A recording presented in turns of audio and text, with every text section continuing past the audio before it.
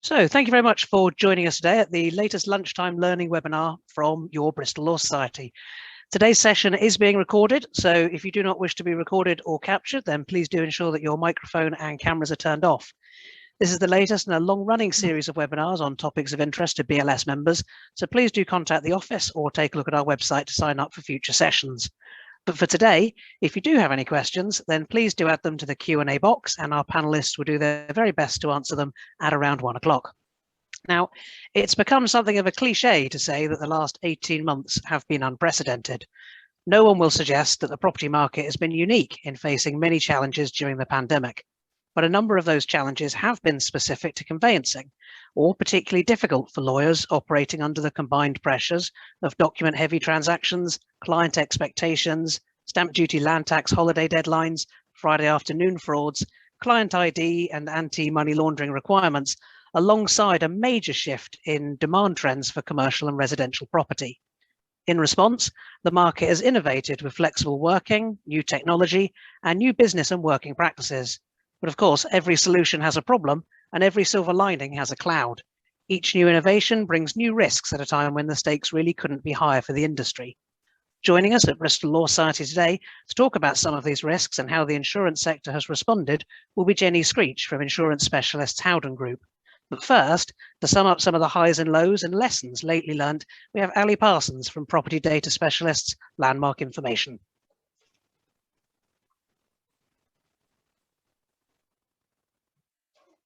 Thank you, Leon. Well, good afternoon, everybody. And thank you for attending today's session. As Leon referred to, I'm Allie Parsons. My role is Customer Success Consultant with Landmark Information, and I've worked for Landmark for, dare I say it, nearly 13 years. And over all of those years, although my role has evolved, my core task was not to just train solicitors, conveyancers about environmental issues and our services that facilitate that, but to also get a good understanding of their day-to-day roles, how the market is reacting, its needs. And I did this across both residential and commercial firms. And this helped me develop my knowledge of property market and transactions. Plus, it helped provide really good feedback that would help Landmark improve or innovate the products and services that we provide. And of course, along the way, I've also met some really great people. I can't move my slide. What's going on? There we go. So as I put within the synopsis for this session, the last 90 months, and as Leon referred to, has been, and the word is bandied about quite a lot, unprecedented time for the property market. And for you, as well as everybody else, and as conveyancers, an exercise in change. And, you know, most of us find ourselves working from home. And as simple as that sounds, it was like going from an environment with all that information and support on tap to suddenly being at home with just your laptop. And then, of course, having to cope with high volumes of instructions as, the government initiative opened the market. And through all those highs, lows and frustration came lots of talk from the wider market about embracing more technology, changing the process of the conveyancing transaction, and all to make things quicker and more automated, as we seem to want to do in all our life. Now, Landmark as an industry leader also engaged with various market sectors, but we're really very keen to work with those of you very much at the coalface, so the conveyancers, to ensure that if there are to be any changes, that it works for you, to ensure that you can provide the best conveyancing service for your potential buyers and sellers. So over the next 30 minutes, I want to take a look at how Landmark saw the market react to COVID-19 and the stamp duty holiday, what we learned from the craziness that prevailed, and really kind of where we go next. So looking at things like search provision and Landmark's goal for supporting you as conveyancers for the now and for the future. Oh, gosh. Sorry about that. But first, I thought it would really be good to explain for those of you who might not know who Landmark really are and Landmark Information.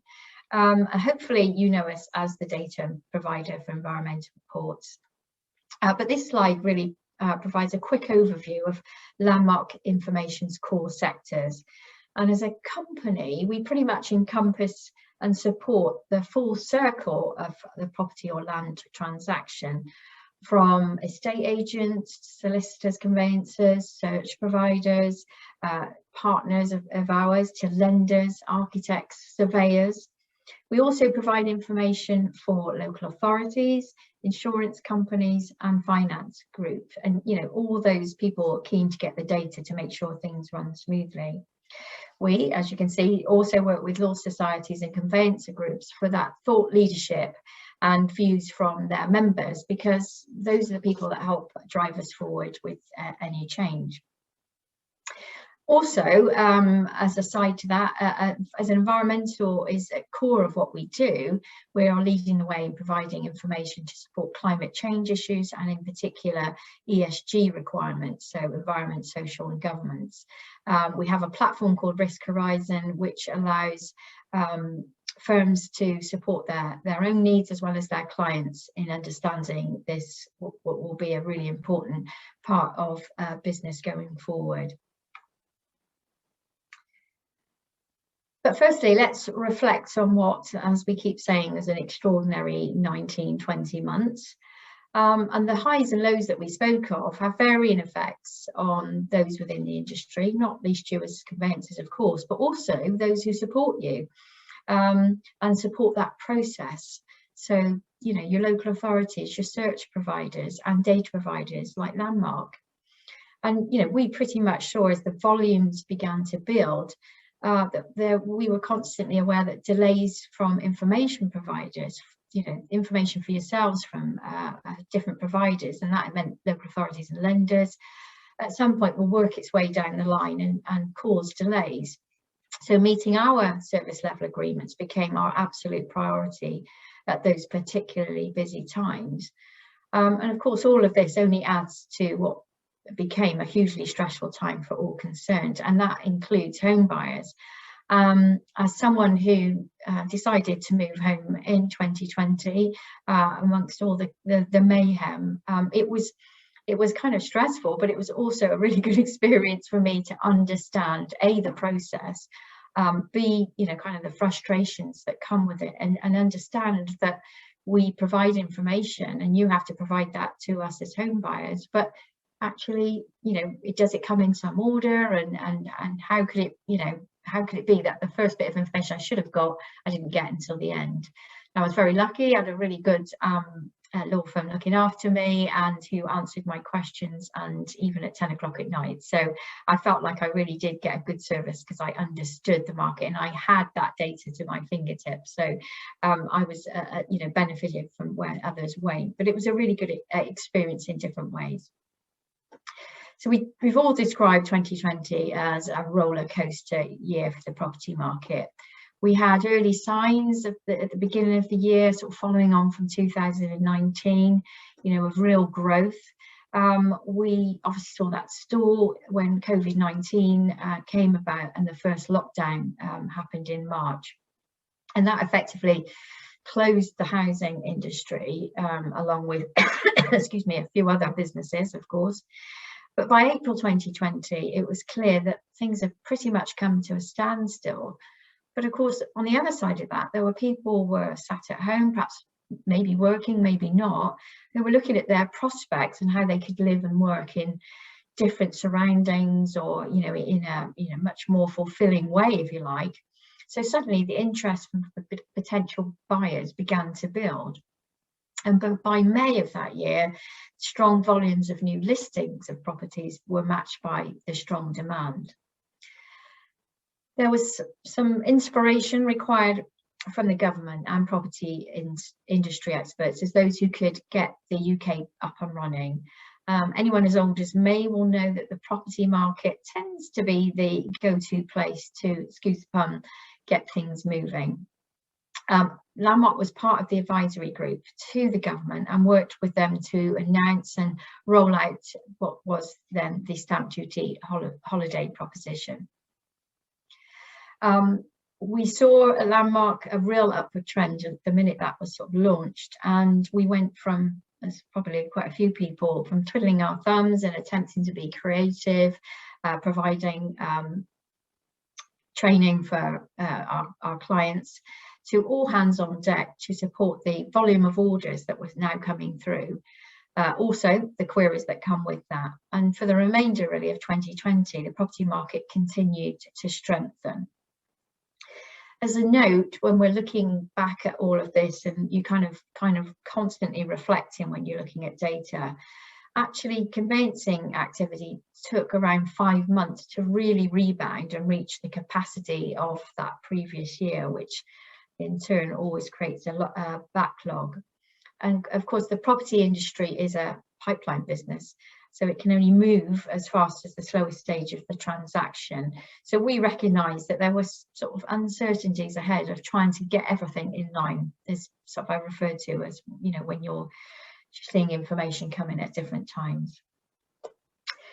But 2021 started in a buoyant fashion, and we were all working towards that March 31st deadline for stamp duty holiday. And, you know, of course, the volumes were really pretty crazy at that time, and we were chasing queries and ultimately helping you fulfill your buyers' expectations. The worry of the market falling off a cliff, because that was a big discussion at that point, was postponed then, obviously, with the stamp duty deadlines being moved to June 30th and September 30th.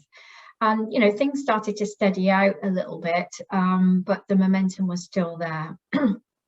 We endeavoured to deliver as quickly as possible, respond immediately to those queries whilst listening to our customers about their concerns. And a lot of it was around, you know, how they could get certain information quicker. Like you, we had people working 12-hour days to ensure that we could keep on top of it all. And, you know, whilst it did get a little bit easier sort of through June and July, come August, it was somewhat wonderfully quiet, and it gave us real time to reflect on what had been achieved over sort of really that full year. And not just in the figures, but how the capabilities really of delivering a better service. And we continue to do that. The volumes started to increase as we went through September. And at that point, you know, the industry was claiming that they felt it was going to be a really good, steady end of the year. Having launched our property trends reports at the start of this year, we've now been publishing regular commentary on the market conditions. So I wasn't surprised to see that in March 21, residential completions were 66% higher than that compared to the same month in 2019. And we use 2019 because it seems the most obvious comparable. So at the end of the first stamp duty deadline, we're able to gather our data using cross market activity trends, bringing in, you know, everything that comes under listings, sold subject to contract, searches that were ordered, and then obviously looking at completions. And when we published this in July, this was some of the information that was coming up then. So, and we've done a 4th edition now in October. So at this point, property listings were up by 7% in April compared to 2019. And they were overall, they actually were down by 5% come the half point of the year, showing that supply in that slowing in supply compared to the demand, which was remaining strong. From our recent support, you can see that September listings were down by an average of 9%, despite the continuing demand. Sold subject to contract saw that was up by 22% in April, and aligns more closely to the figures of 2019 and 2020, and with that sort of really now by September returning to sort of the levels of 2019 also.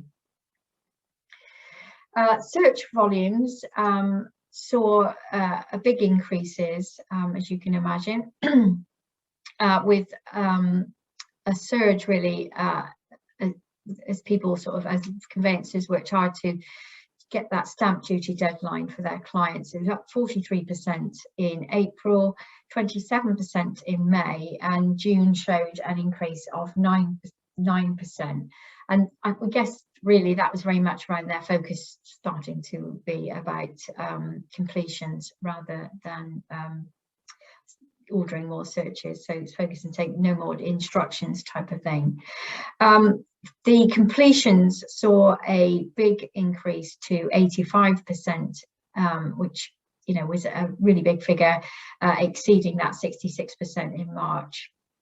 And July and August saw a bit of a lull, while September peaked at around 44%. So this is a piece from the report which shows the completions to instructions ratio. And you can see from the lovely big orange marker that it tells us conveyancers worked incredibly hard to complete for clients, and with a jump of 115% against that of 2019. However, demand continues to be strong, but with a weak supply against those of 2019. And as this graph shows, the imbalance seems to be holding back the physical numbers of sales and putting pressure on prices. And there's lots of talk in the market about this. And you can see that whilst we would normally think that when demand is high, supply should expect to follow, but it appears that maybe it's COVID levels or the lack of suitable properties seem to be really holding back that things moving on. So we really got to wait for the final quarter to see if the supply and demand will balance out, or if transaction patterns can start to align more closely to those of the pre-pandemic figures. I want to take this opportunity to say thank you to all of you as conveyancers for the huge effort that you put in all of this. We're really, really appreciative. These insight reports are available from the Landmark website, but we do actually forward them on to Bristol Law Society for their bulletins, and I'll make sure they're all up to date with them if you want to find out some finer detail.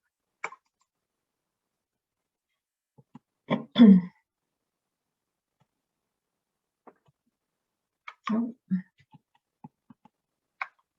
We'll get it to move on. Sorry about this. There we go. So what did we learn from all of this experience? Well, much of last year has seen various articles from the industry experts and even the Law Society calling out a change in residential property transactions. Now, this could have possibly been urged on by home buyer feedback for that simpler, speedier transaction, or even industry investment in technology. And this has been a debate that's been around for many years now, and all of the time it's all about trying to make the transaction quicker and smoother. Now, it could be that the pandemic working scenarios and the stamp duty holiday really brought this topic back up to the fore.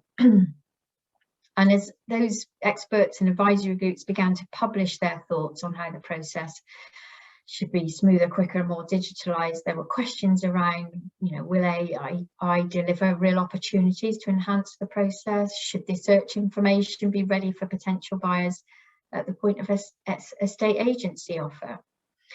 And this was being asked while most of us were attempting to deliver information on time and conveyancers attempting to complete another home buyer's transaction. Now, we at Landmark did manage to do roundtable surveys and online customer feedback through 2020 and 21. So thank you for those people that got involved with that. And we really wanted to kind of see what, how we could progress the thoughts around some of those suggestions that I've said.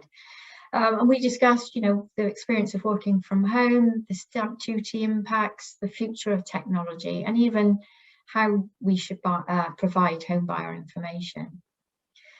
We learned that the majority of residential conveyancers had adapted really well to the forced change in their working procedures and having to take on board not just the physical changes, but the security and safety from working from home. And that's when they saw that technology had suddenly come into its own. Now, different property firms have different views on this, of course, and some have already invested in being more technically led, whilst Others remain at the starting point, and some have concerns about tech taking over and not them losing the integrity of being a property solicitor. But one overriding comment, and possibly led from the frustrations of the last 6 months to a year, was that conveyancers just need reliable information early in the transaction and in a format that they and the home buyer sellers can easily understand. Now, I'm just going to play for you some feedback that came from those surveys that we did. They're not made up. I did actually take these from some of the surveys. So if you did complete one, you might recognise some of your comments. But some interesting points and, you know, some reasoning why not everything can move as quickly as a touch of a button, but understanding that there may be a need to.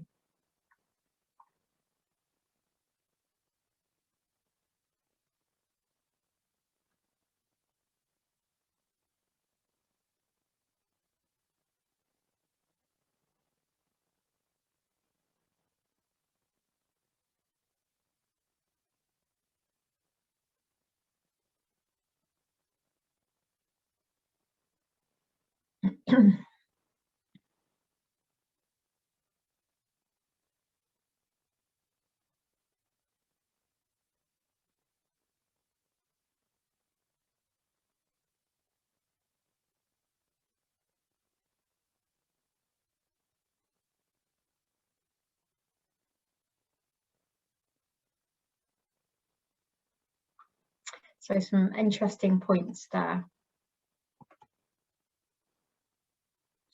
And Landmark Legal is Landmark's conveyancing report arm of the business. And as we say, we provide those environmental reports for the residential and commercial market. Now, with 25 years behind us, we're pretty realistic about how cost effective these reports need to be, particularly for the residential market. But equally, we're as passionate about delivering reports that can be relied on from the exhaustive data that we hold and replenish. You know, the data is there for a good reason. Plus, you know, we want to provide reports that have varying depths of information to match any particular transaction need. These are all supported by our in-house consultants, Argyle Environmental, who are experts in the field, particularly on contaminated land and flood risk, and who provide the assessments and guidance for these reports. And our efforts are always to try and drive risk-free transactions. But we've discovered and shown in the previous slide, the way that we deliver this information may be changing. In the 2 decades that Landmark Information has supported the property industry with this vital due diligence, the way data is captured, accessed, assessed and delivered has somewhat shifted.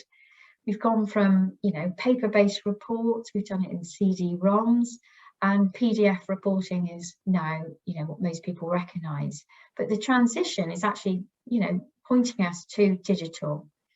And so we see a reliance on documents and PDFs will start to ease, and instead the increased appetite for digital data that can be fed directly into organisations' existing workflow is going to be the way forward. And instead of capturing a single moment in time, the data will instead be continuous and provide a current flow of data that is relevant at any given moment in time. We already sort of kind of poked our fingers in the digital world by providing a report called Risk View Residential.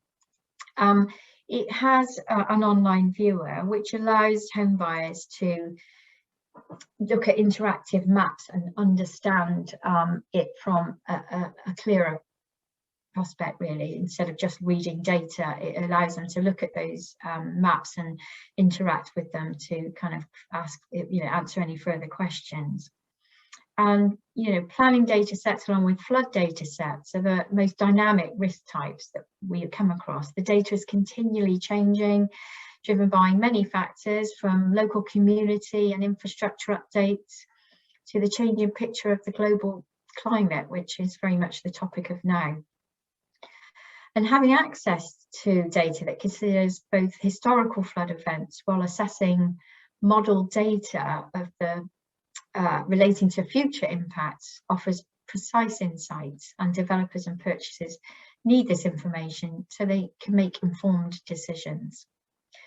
From a legal conveyancing perspective, the way you manage and access that data is critically important, we feel, to ensure that you provide the most appropriate advice.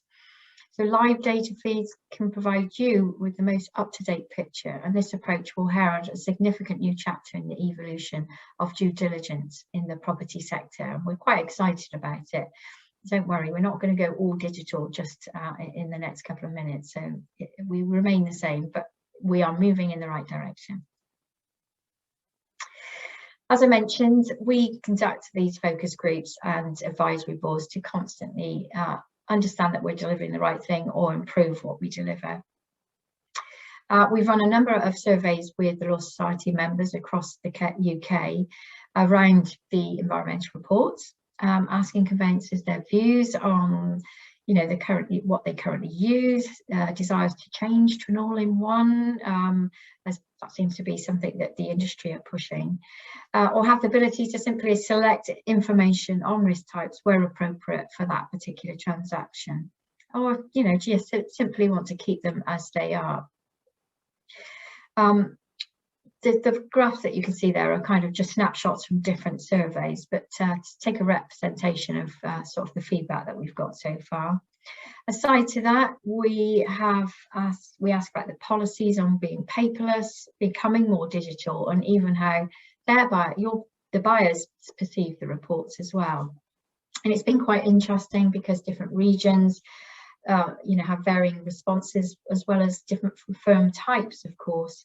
But what is evident and comes across quite clear is that they want results that are simple, clear and reliable, and that they can avoid delays, because nobody needs that in this time of speeding through the transaction. So we will continue to request this sort of feedback from you as conveyancers and your teams. And we are going to welcome the opportunity for you to come and join us as we take the next step. So if you've already completed a survey and you'd be happy to come with us on this journey and go to the next step at looking what we're proposing and your thoughts on it and what you would see would be a better way forward, look out for some invites for that, because we'd welcome your input. So across all our business divisions in Landmark, we've stepped up to continue to support our customers, progressing the way that our product roadmaps are put together and our services, working hard to deliver great data, technology, and speed up the transaction process through the services we provide, so that you can enable your customers to provide certainty and insurances to their customers. And what we want to do is to continue to provide the best data, to enhance assessments even further, to innovate so that we can keep in touch with what's happening now to help set the future plans. Engage, as I said all along in this session, is about engaging with yourselves, talking to transaction stakeholders so that we can understand the market as well as help drive it. And by talking to you and taking the steps forward, we can find out opportunities for what we see as a digital administration process to ease your everyday role and allow you as conveyancers to do what you do best. And obviously, all our goal will be making decisions faster, safe and secure as we engage in the property transaction. So thank you for listening. I'm now going to play a video, and I will apologise for two things. Firstly, that it's quite London-y. I didn't get time to get it replicated in Bristol style. And secondly, we can't seem to get the music that backs it up to play. That may change, you never know, but please read the words, because that's the bit that was quite important. So thank you very much, and I'll play this and then I'll hand it over to Jenny.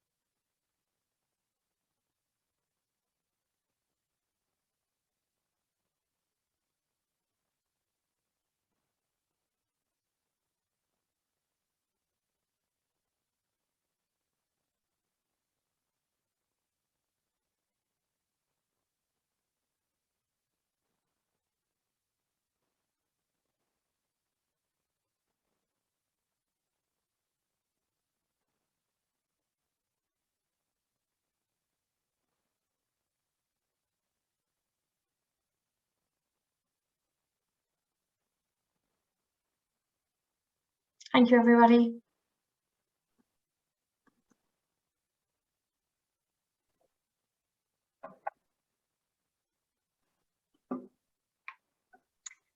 Good afternoon, everybody, and thank you, Allie. We're really delighted to have the opportunity to participate in this event alongside Landmark today.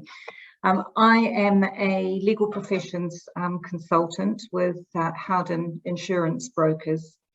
I joined the solicitors PI market back in 2000 after 15 years in private practice.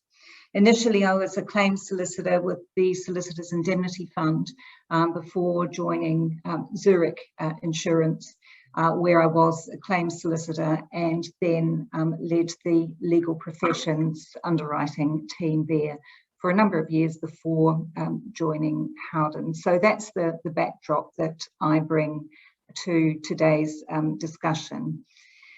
So if we can have a look at what's on the agenda today, I want to take a look at some stats and some numbers from 1987 through to date, just to look at the claims activity that's generated by conveyancing practice, because I think it's quite important to understand the extent of that. Then I will be looking at some search-related issues that can lead to PI claims. And then finally, just a word about the SDLT holiday that Allie has been talking about. And while it's generated excellent cash reserves for law firms, very handy in these times of a hard PI market, underwriters are concerned about the potential for claims to arise in the future as a result of the activity during the holiday period. So that's on the agenda, and if I could have the next slide. Thank you. Now, we have, of course, just completed the 1 October renewal. Now, that still remains the most significant date on the Howden book, which is large enough to be representative of the profession as a whole. We have 47% of our book that renews on the 1st of October, and we remain in a hard market. We're crunching the numbers at the moment, and we'll be publishing a more in-depth analysis in January, which will be made available to all Bristol Law Society members. But what I can tell you is that the hard market continues. You're probably tired of hearing about it, and likewise I wish that there was a change of direction that I could start to talk about and write about, but we're not there yet. When we start to look at why we're in a hard market, obviously there are a number of reasons, some of them market related, but claims activity is also a particular driver. And claims activity arising from conveyancing practice is a part of that. Conveyancing does generate more PI claims than any other area of practice. There's absolutely no doubt about that. And that's why underwriters continue to focus on it so closely and ask so many questions about it. We get claims arising as a result of, very routine issues like missing restrictive covenant, inadequate report on title, missed charges. But then alongside those routine errors, we continue to get spikes that are related to particular events. For example, onerous ground rents. Hasn't turned out to be the catastrophe that was anticipated back in about 2016, but it has caused additional claims. Likewise, failure to apply for multiple dwellings relief from SDLT. In the last 2 to 3 years, we've seen more claims arising from that. If we go back to 2008, where we saw a tsunami of claims in relation to mortgage fraud issues arising from the overheated buy-to-let market. That was another time where we saw a very significant spike in claims. And in the last 2 years, insurers have been dealing with claims arising from failed buyer-funded developments. Now, those claims have been costing insurers millions over the last couple of years, and there are millions that are still sitting in reserves as matters are being addressed and claims progressed. So that's the reason why you're getting so many questions on proposal forms relating to conveyancing done in relation to developments with multiple properties. Economic recession, again, is another time when we see a spike in conveyancing related claims. If there's a property market dip, then people who have lost will look for somebody to blame, and regrettably solicitors are an easy target about that. And the SDLT holiday is again something that underwriters are concerned about as another potential bump in the road. So again, I don't doubt that as solicitors, you'll say, we've heard this story before.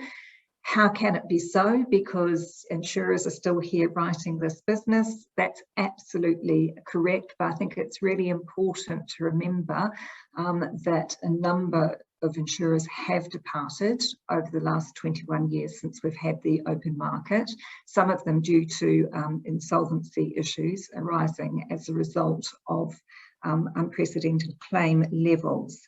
So I thought it would be worth just sharing some of the historical data with you to demonstrate that this actually is a very real problem. So if we could have the next slide. Now, this is a graph showing claims activity from back in the days of the Solicitors Indemnity Fund. And it comes from a report that was completed by Charles River and Associates that was commissioned by the SRA back in 2010. So this is a snapshot 10 years after the move to the open market, which is excellent because what that tells us is that this is well developed and very reliable information. So it might be older information, but it's well developed and very reliable in terms of giving us a good picture. Some quite eye-watering figures here. That vertical axis is in the millions of pounds. Couple of points to note, and firstly, obviously the spiky bar there is related to conveyancing practice, and it's responsible for more than 50% of the payments out over this time period. So, that really does demonstrate just how challenging this is from an insurance perspective. And secondly, I think that this graph rather nicely illustrates the long tail nature of claims against solicitors. We see here the recession of the early 90s continuing to have an impact for quite some time before it starts to settle again. So looking at this, it's hardly surprising that in those last 3 years of SIF, the amounts that were collected from the profession in each year exceeded 300 million. I'm including cash calls in that amount, and I do concede that some of the money was subsequently returned to the profession. And some of it went into the Law Society Pension Fund. But nonetheless, these are, very significant figures from what is now, more than 21 years ago. So that backdrop from SIF, if we move forward to the next slide, This is related to open market claims, and this was a graph that was produced by the SRA in 2016, and it's the result of some work that they undertook with participating insurers in 2015. Now, the insurance market considers that their claims information is very confidential, and have, through the time of the open market, always been very reluctant to share that information. But a deal was brokered with the SRA in 2015 for participating insurers to contribute on an anonymised basis 10 years of claims data from 2004-5 through to 2013-14. It was an incredibly difficult exercise, and some people think it must be easy for this data to be shared, but insurers all record this information in very different ways. So it was a very long and time-consuming process. This data does have some limitations. First of all, it only represents 75% of the participating insurers over this time, because obviously some of them had left the market. Some of those who'd left the market had faced insolvency issues, so it's reasonable to assume that they would have had some of the worst claims figures on their books, and to that extent, this data is likely to be underestimated or to fall short. Secondly, it's important to note that although this is a 10-year time frame, the claims in the latter part of that 10-year frame are much less developed, so that information is much less reliable. You'd get a different picture if you took this same snapshot of those years right now. And thirdly, and most importantly, despite the fact that insurers gave to the SRA all of the information, that's paid claims and reserve claims, the only information that they published was actually the paid claims. So that's again a significant deficit in relation to this information. Notwithstanding all of that, what's really important to note is, again, we have property work being responsible for the bulk of the payments out, and it's 51% in total. We've got residential conveyancing at 26%, commercial conveyancing 14%, unspecified conveyancing 11%, landlord and tenant lettings and property sales at 8%. So that's over 770 million paid out over that 10-year period. And as I said, that includes undervalid claims, not the entirety of the market, and only the paid numbers, not the reserve numbers. So this backdrop will certainly illustrate just exactly why insurers are so concerned about conveyancing and property related work, because history tells them to be concerned. So next slide again, and thought it was just useful to have a look again, a snapshot of some more recent data, which comes from the Howden book again, which, as I said, I'm comfortable that it's large enough to be representative of the profession. Taking a 12-month snapshot through to the end of February this year. And this is just looking at number of notifications in the top 12 loss types. And I'm sorry, I think on your screens it might be that the key to the graph has been obscured. But 36% of notifications related to residential conveyancing, 10% commercial conveyancing, landlord and tenant 4%, so totaling 50%. Again, property related work being responsible for half of the notifications made in that 12-month period. Not looking at payments or reserves, because as I said, the numbers too early, they'd be very underdeveloped. But just looking at the notifications themselves, it shows us that significant amount of activity related to conveyancing. So I'm hoping that backdrop does help to provide some explanation as to why underwriters are so focused in this area, why they ask so many questions, and why many of them are limiting the amount of conveyancing work as a percentage of overall gross fees that they're prepared to consider for new business cases at the moment. My best advice to firms that are involved in conveyancing work is to just really turn up the volume on risk management. Keep looking at what you can do to manage the risk. Keep engaging with external providers and looking at what new innovations are available out there. You know, what is on offer, how that could be incorporated in your practice to assist with managing risk. Also, talk to your fee earners, because quite often it's people who are on the ground who've got the best ideas about what you can actually do to make things better and to manage risk. And most importantly, when it comes to renewal, tell underwriters what you've been doing, what you've been looking at. There may not be questions directly related to this on the proposal form, but we always encourage our clients to include a covering letter or a supplementary document. And that's the place to really highlight, you know, how active you have been in relation to the management of risk, that you have it front and centre of your attention and that you're looking to improve. Likewise, if you do have a claim, and claims do happen, but make sure that you use that as a learning experience. Don't just dismiss it as a one-off. Really look hard at what happened to cause the problem and what changes you might potentially be able to make to prevent that from happening in the future, and let your underwriters know that you've actually done that.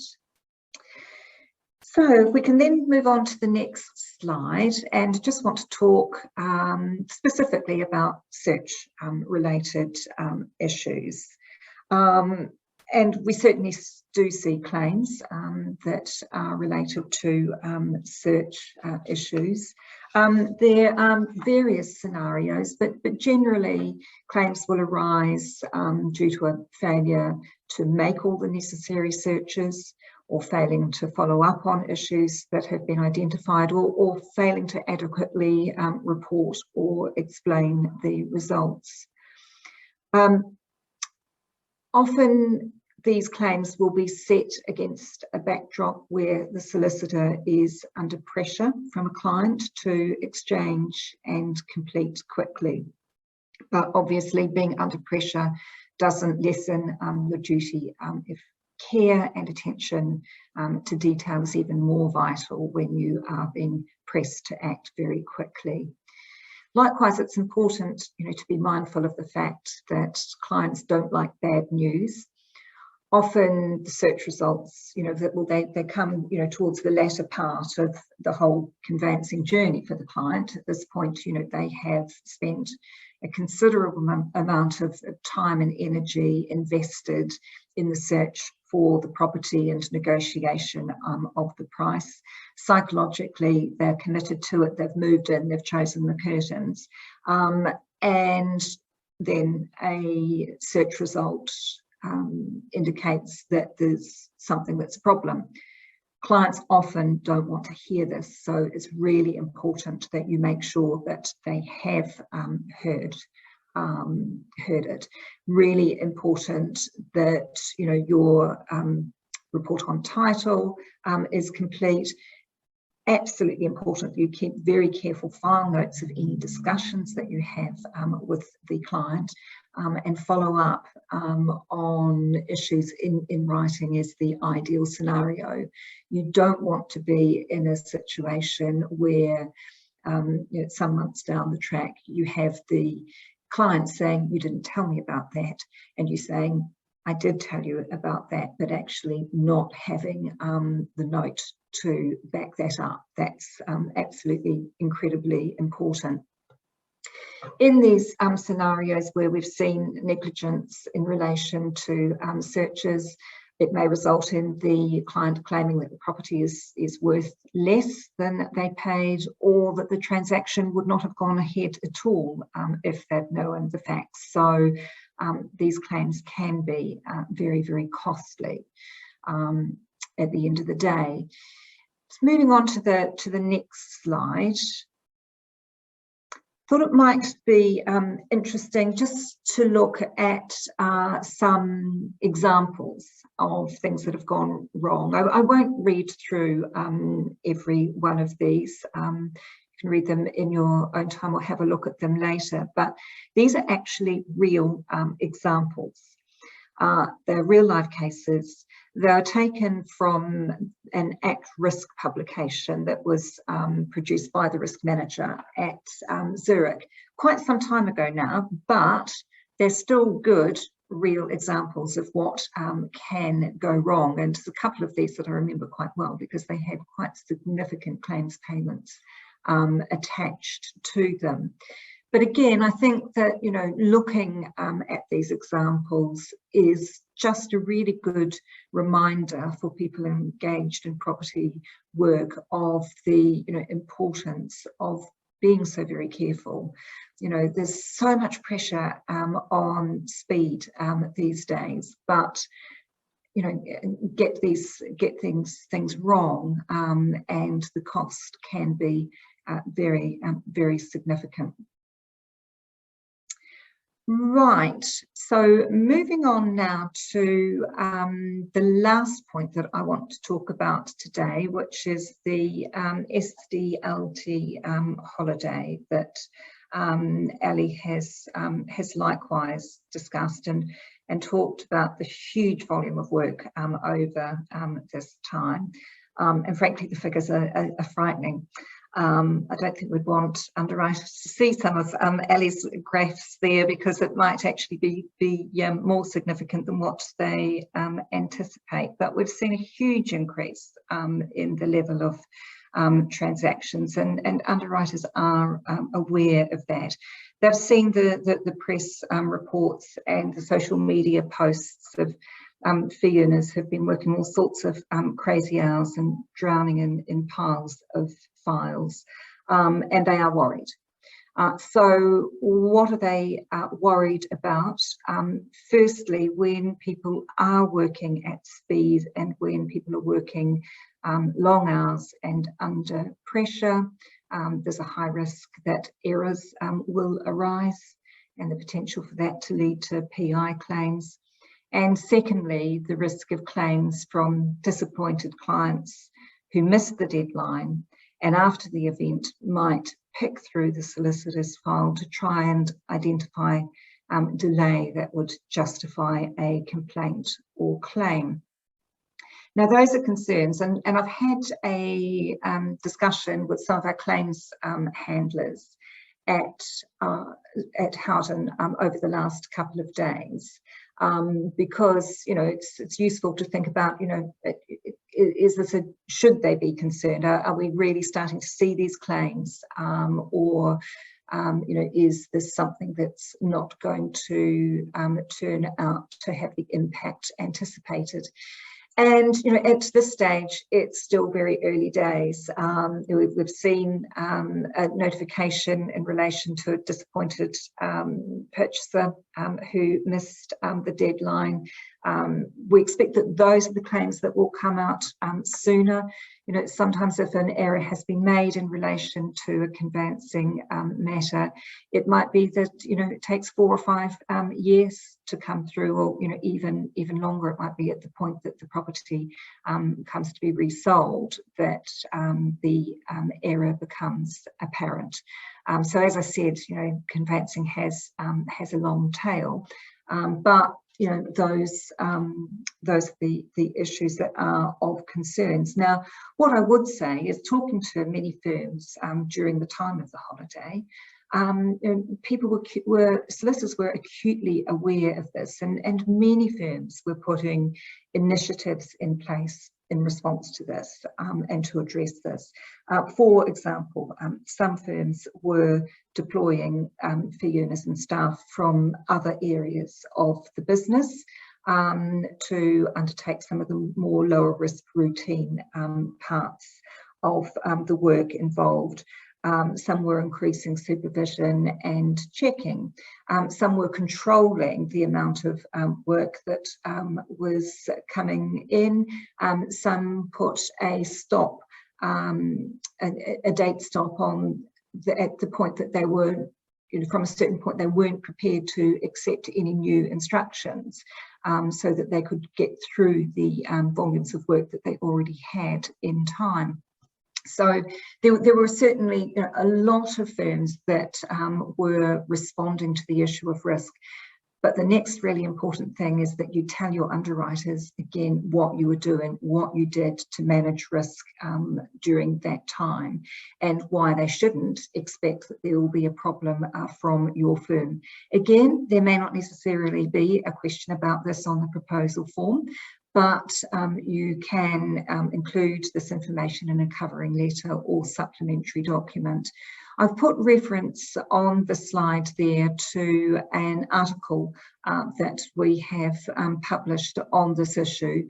Again, just going through and highlighting some of the things that firms did in response to risk. And that might actually be a prompt for some of you who might think, well, yes, we did that and we did that. And so that will be a reminder to make sure that you tell underwriters about that.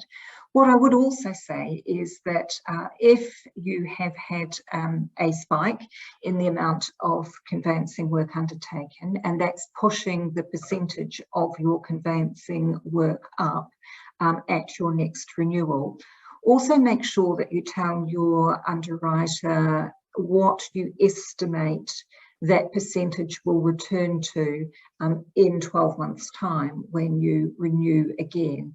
Now, we can't promise that underwriters are going to be prepared to average the figures across 3 years or anything like that.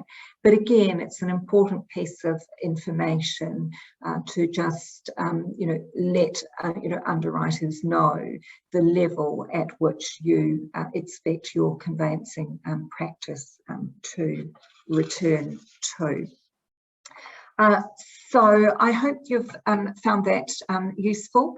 And Allie and I are now happy to respond to any questions that people have.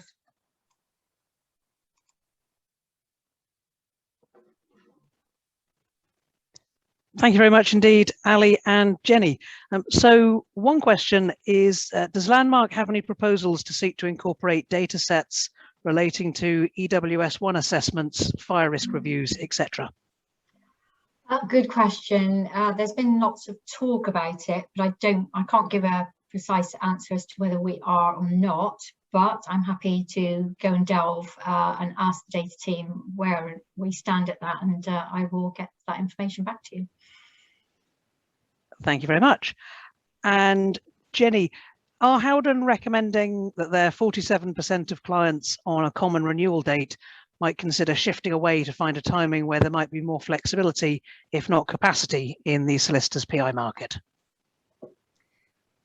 I think it's really important for firms to choose a date that suits them.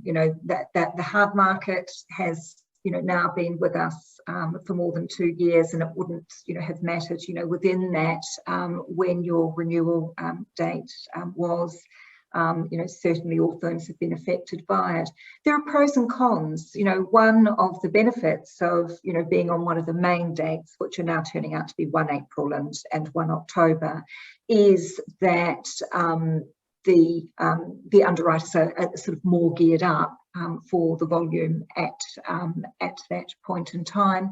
But again, if you're choosing one of the other dates, then it's not quite as frenetic as it is in relation to those key dates. And again, it might depend on the profile of your firm as well. For some firms that they take more of underwriters' time, and so it might be better if they're renewing in a quiet time. What I would say is actually have that discussion with your broker to talk about that with reference to your firm and what would be best for your firm, because I don't think that the answer would be the same for everybody. Thank you very much. We've another question. Do you anticipate that the digitalisation of the land registry will increase or decrease the level of likely claims? Oh, I mean that's a difficult one to know. Yeah, I'm afraid. Really, I think it's a time will tell on that. To be honest, with you. I think what's really important is that we continue to move forward with innovations, and as we do that, we have an eye on risk and making sure that as things change and develop, we are alert to the potential risks that could involve. Hopefully, it will assist the position, but time will tell. Thank you. And I understand uptake of common hold has been fairly slow in the property market generally, with many conveyancers yet to actually see these properties come to the market. Do you think that possibly a lack of familiarity amongst practitioners could represent a new risk area for insurance of conveyancers instructed to deal with these properties on an unfamiliar basis? Oh gosh, that's starting to verge outside my area of expertise. But yes, I think knowledge in that area is a particular issue, and where there's a knowledge gap, there's a risk. Thank you very much. Just time now, if anyone else has any more questions, please pop them in the Q&A.